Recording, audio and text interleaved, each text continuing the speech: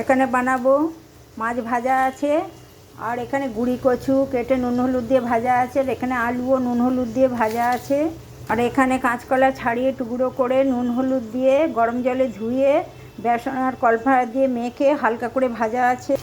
কড়াইয়ে গোটা গরম মশলা, তেজপাতা, শুকনো লঙ্কা ফোড়ন দিয়েছি, একটু জিরেও দিয়েছি, 4টে কাঁচা লঙ্কা দিয়েছি, তারপরে পেঁয়াজ আর টমেটো দিয়েছি।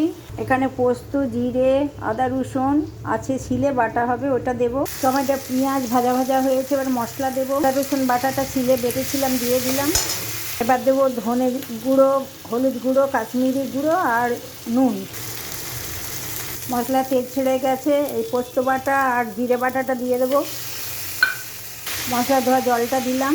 মশলা তেল ছেড়ে গেছে, আলু আর গুঁড়ি কচু ভাজা ছিল দিয়ে দিয়েছি। কাঁচকলা বেসন কর্নফ্লাওয়ার দিয়ে ভাজা ছিল দিয়েছি। দেখুন বন্ধুরা, মশলায় তেল ছেড়ে গেছে, এরমও আপনারা খেতে পারেন। দেখুন বন্ধুরা, জল দিয়ে দিয়েছি। কাঁচকলা, গুঁড়ি কচু আর আলুর তরকারি, এই মাছ দিয়ে দিলাম। যেমন আলু দিয়ে মাছের কালিয়া বানাই ঠিক সেরকমই গুঁড়ি কচু, কাঁচকলা, আলু দিয়ে বানিয়েছি। কেমন হয়েছে দেখে বলবেন। ভালো লাগলে বন্ধু ভেবে একটা শেয়ার, লাইক, কমেন্ট করে দেবেন।